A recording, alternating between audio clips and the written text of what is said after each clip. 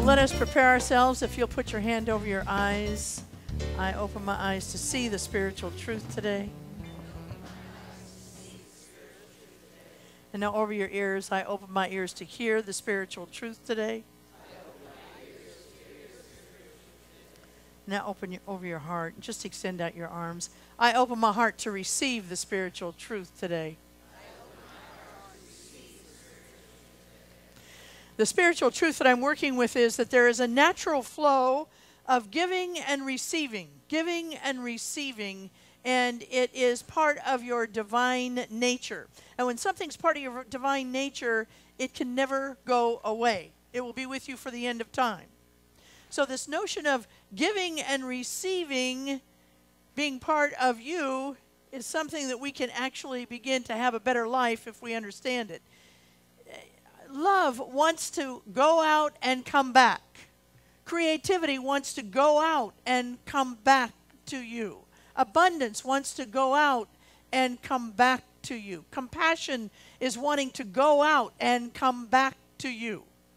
It's part of your divine nature. It's part of your divine makeup. Intelligence and wisdom wants to go out from you and come back to you. But here's what happens. What happens is we get caught gumming it up with thoughts of limitation and lack, of not enough-ism.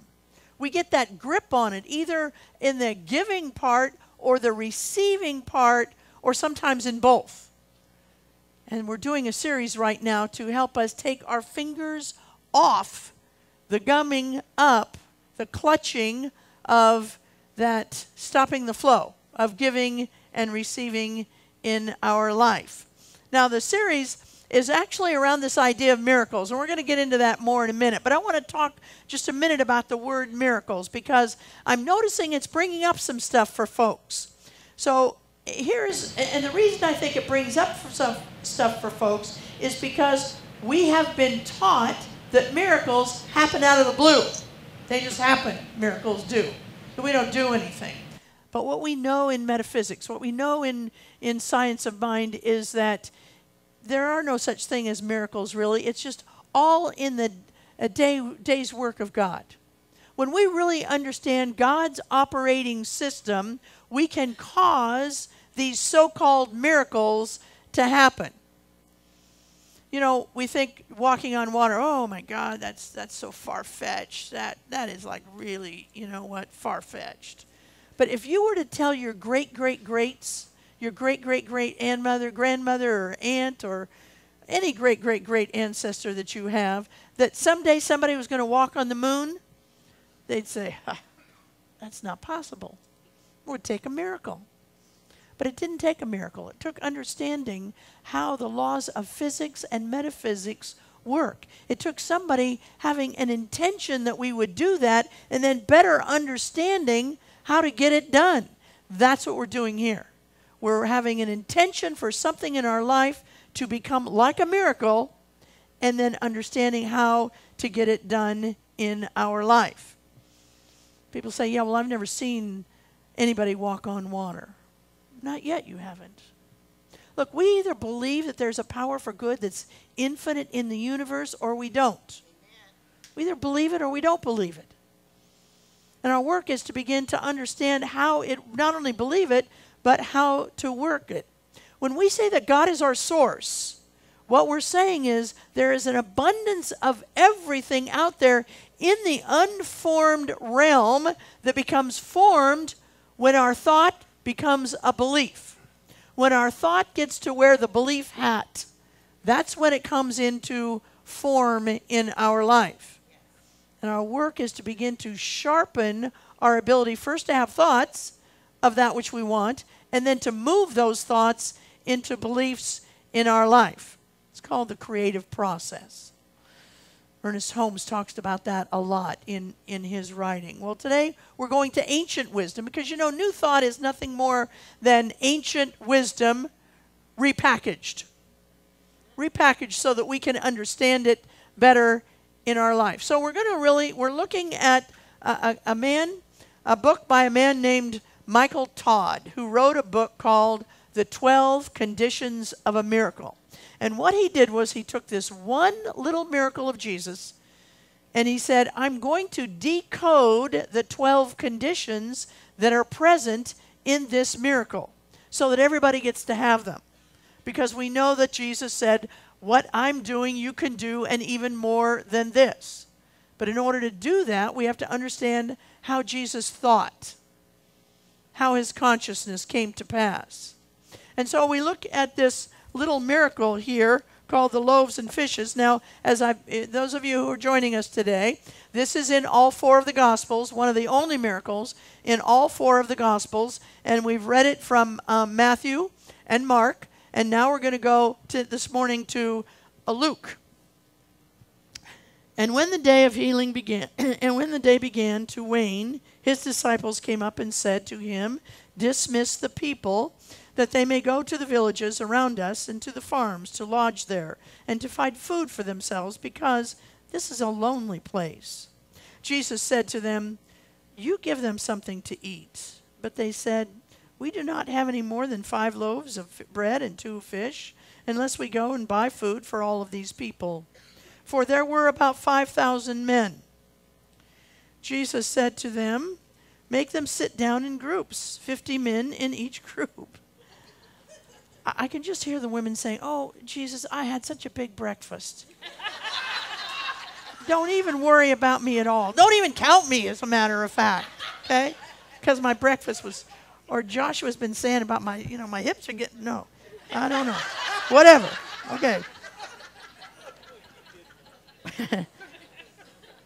So the disciples did so, making them all sit down. And Jesus took the 5 loaves of bread and 2 fish and looked up to the heaven and blessed them and broke and gave them to his disciples to set before the people. And they ate and they were filled, and they took up fragments of what was left over into 12 baskets.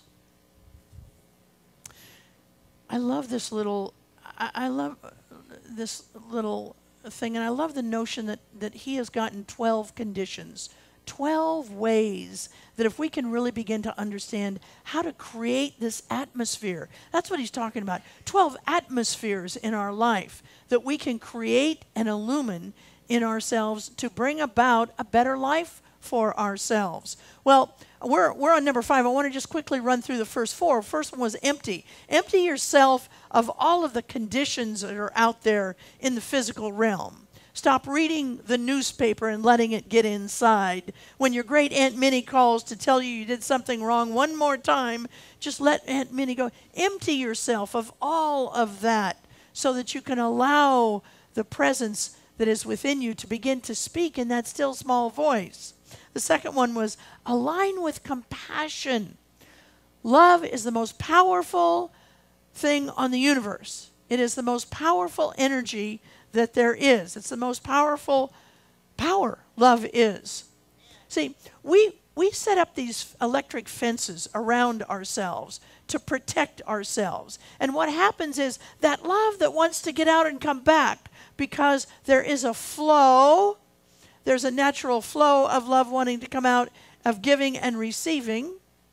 We set up these fences so that it can't get in, because we're protecting ourselves from something.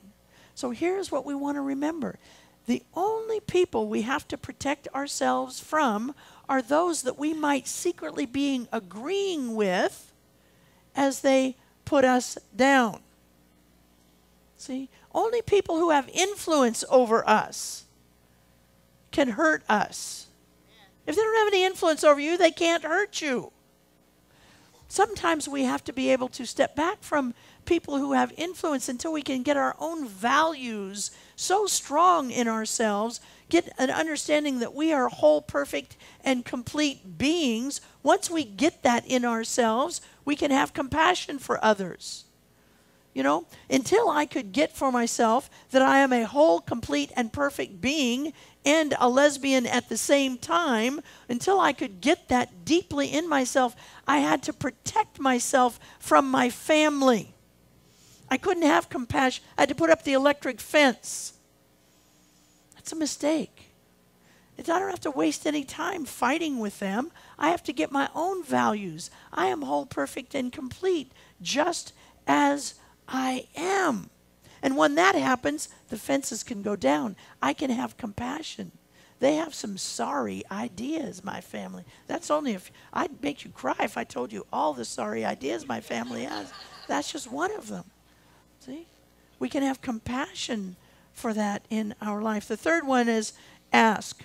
And we change that. We know that God, the universe, doesn't respond to questions, responds to affirmations. Doesn't respond to questions, responds to affirmations. And so we change the word ask. Instead of we say something with a little question mark and our voice goes up at the end, and then we're hoping somebody in the sky named God bestows something on us. We've changed that to say, always seek affirmatively. Ask, A-S-K. Always seek affirmatively. And when we do that, we've met that condition of a miracle that Michael Todd begins to look at. And the last one was maximize. And we reminded ourselves that we take what we have and we maximize it. What we put our attention to will grow. And if you put your attention on that which is puny, you will grow puny. Don't think it'll stay the same. You will grow more puny. You'll grow more lack. You'll grow more limitation. Because we maximize what we put our attention to. So we want to put our attention to that which we have that we want more of, not less of. I was telling First Church, I went this last week to Atlanta to receive, be inducted into the Martin Luther King Jr. Board of Preachers, and I was so honored. Thank you. Thank you. It was probably the biggest honor of my life. And I had to remember this, maximize, because I got out of the car, and I hadn't even opened the door to the Martin Luther King Library, but I saw all these people drive up. And they looked bigger than I did. And they looked smarter than I did. And they looked better dressed than I was. And they didn't have any wrinkles on their face. And I just got into maximizing everything I didn't have that they had. And I got littler and littler and littler until I remembered, oh, I have to maximize what I have. And when I did that, I have you. I have you. And I got to walk in there all, I've got a whole bunch of people back there. Yeah. We have to maximize. So today we're at the fifth. We're here at the fifth. And the fifth one is giving. The fifth one is giving. And it's consistent giving and it's conscious giving. Now, I could turn this into a segment on tithing. I'm not going to. Because here's the thing. Those of you who are tithers, you already know the benefit of tithing. You already know the joy of it. You already know how precious it is in your life. Those of you who are not tithing, I encourage you to try it out and see what it can bring to you. But I'm not going to talk about that. I'm not even going to talk about giving money to the church. You all know it costs $26 per chair per Sunday to have the church be exactly what it is. See? And I know that not all of us have $26 a day, a Sunday, because when I started going to a church like this and I didn't understand the rules of abundance, I didn't have that. Plus, I didn't trust churches anyway. What were they going to do with my money? See? So I'm not going to talk about that. I'm not even going to talk about giving volunteer time, although God knows the world needs more volunteers. It needs more mentors. It needs more teachers. It needs more people to work with older adults. It needs more people here in this church. It just needs people. But I'm not going to talk about that either. Here's what I'm going to talk about. I'm going to talk about you giving the most powerful thing you have, and that's yourself. That's what's inside of you, without reservation, without holding back. If you want to walk like Jesus walked, if you want to use the conditions of miracles, you cannot hold back. We have to stop with the not enough-ism. In order to be the kind of creators and healers that we want to be in this lifetime. See, Jesus understood that God had his back. And whatever he needed, he would have. That's an understanding we have to have ourselves. We have to work toward that condition. In order to do that, some of us in this room, have to overcome what I call the too big for your britches brigade. The too big for your britches brigade. Those are the people who tell you to tone it down. And sometimes we see that as individuals, and sometimes we see it as whole races of people. We see it as whole lifestyles of people, and we're told, tone it down. We can't do that. We absolutely cannot do that kind. We can't listen to it. We have to turn ourselves away from it. As Ernest Holmes would say, we have to turn away from the howlers.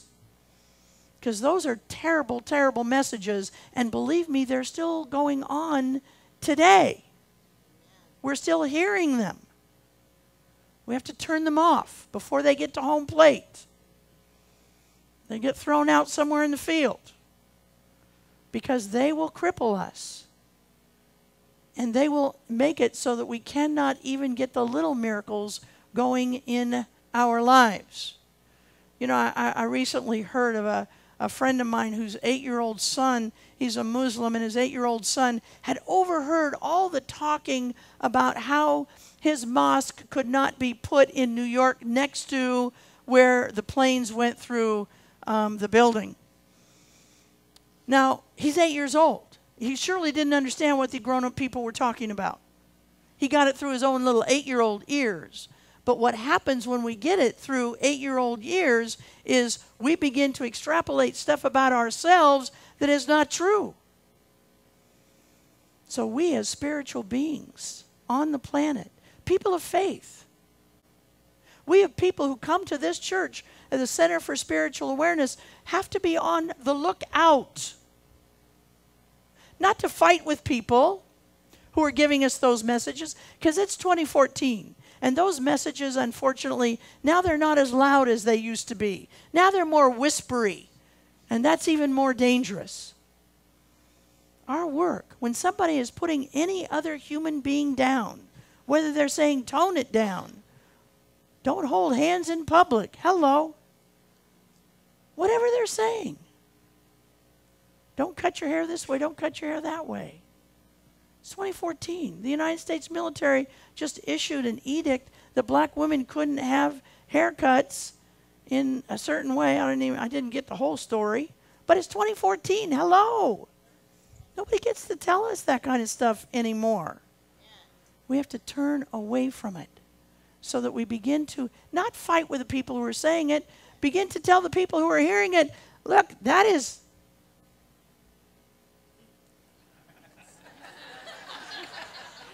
I promise I used my minister words while I was up here all dressed up in black, but I'm going to tell you, it's a damn lie. And that's what we have to tell people. See? We have to be careful. We have to be vigilant with this. We have to be aware of it. As people of faith, we can't let it go. We're changers. We're miracle makers. Not only is it whole groups of people, though, it's individuals. You've heard somebody say, you know, oh, your brother never had problems with math. Why do you have problems with math? Whatever those messages are, we got to let go of them. You know, in the 1950s, they put kids in elementary school, public school, they track kids. You know how that is? They put them in certain tracks based on where they grew up. Well, my dad worked on the docks. So I was one of those kids that was tracked in the, I don't think it was slower, but it wasn't the advanced kind of thing. Or it wasn't where the smarter kids. I was happy. I just wanted to play kickball anyway, so that didn't bother me. I was happy as a clam. But it was wrong. It was wrong. Because what it did was it gave me an idea that I wasn't quite as good as other kids were. So here I want to tell you a story. This is a story told by a son of an itinerant horse farmer that was traveling all around. As a result, the boy's high school career was continually interrupted. When he was a senior, he was asked to write a paper about what he wanted to be and do when he grew up. That night, he wrote a 7-page paper describing his goal of someday owning a horse ranch. He wrote about his dream in great detail, and he even drew a diagram of a 200-acre ranch, showing the location of all the buildings, stables, and the track. Then he drew a detailed floor plan for a 4,000-square-foot house that would sit on a 2,000-acre dream ranch. He put his heart into it, the project, and the next day he handed it in to his teacher. 2 days later, he received his paper back. On the front page was a large red F, the note that read, "See me after class." The boy with the dream went to see the teacher after class and asked, "Why did I receive an F?" The teacher said, "This is an unrealistic dream for a boy like you. You have no money, you come from an itinerant family, you have no resources. Owning a horse ranch requires a lot of money. You have to buy the land, you have to pay for the original breeding stock, and later you have to pay large stud fees. There's no way you can ever do that." Then the teacher added, "If you rewrite this paper with a more realistic goal, I will consider your grade." The boy went home and thought about it long and hard, and he asked his father what he should do. His father said, "Look, son, you have to make up your own mind on this. However, I think it's a very important decision for you." Finally, after sitting with it for a long week, the boy returned the paper, making no changes at all. He stated, "You keep the F, and I'll keep my dream."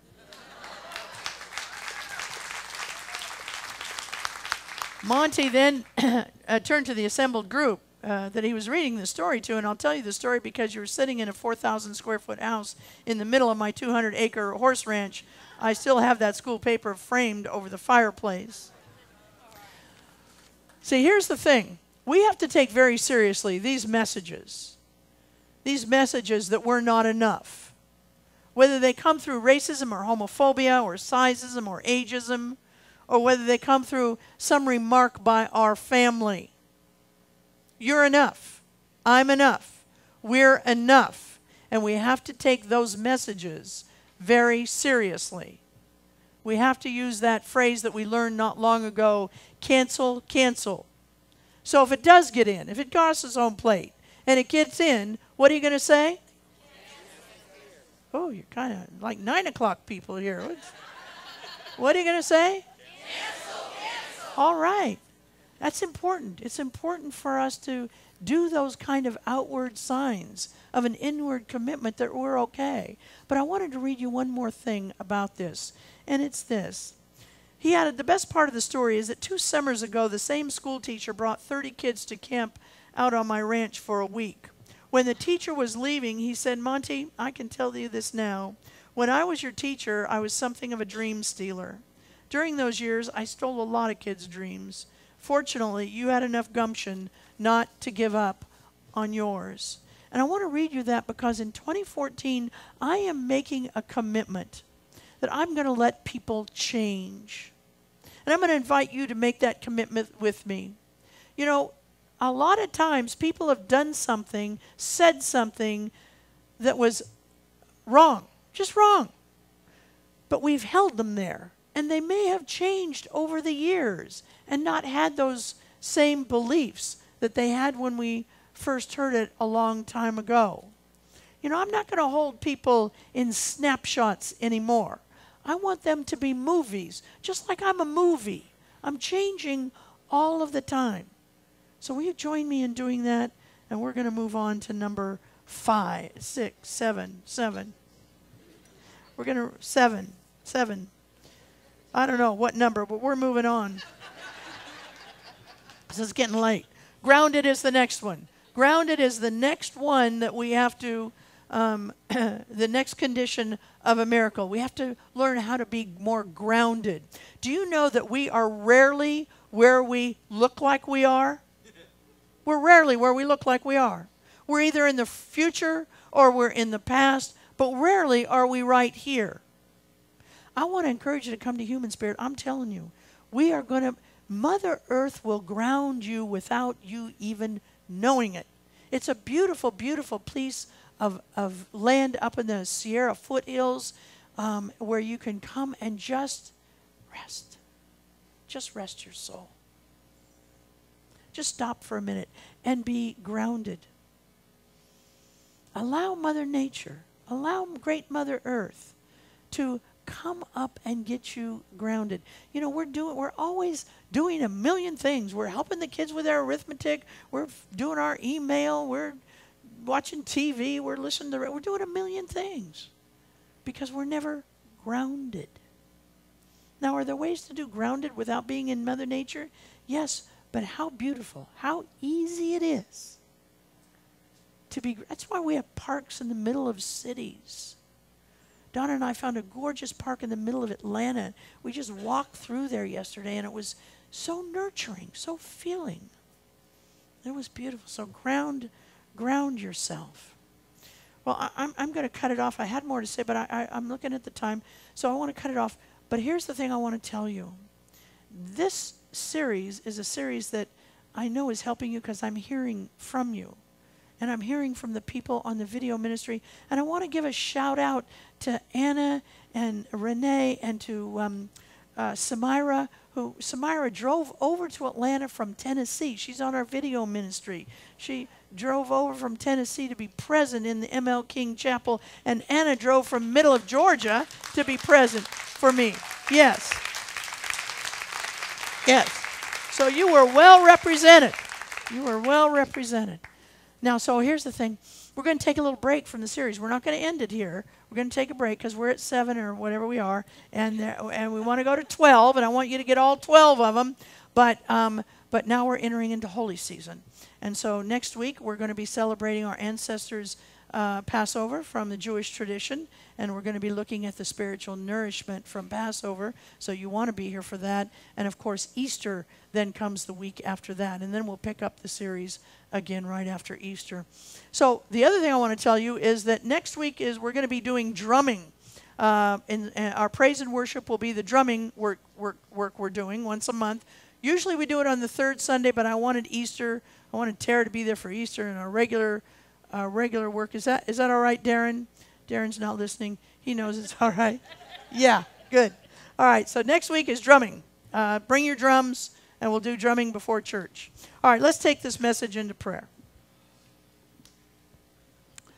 Knowing that there's only one power, it's the power and the love of God. That one presence that I simply am still with, and then I begin to maximize.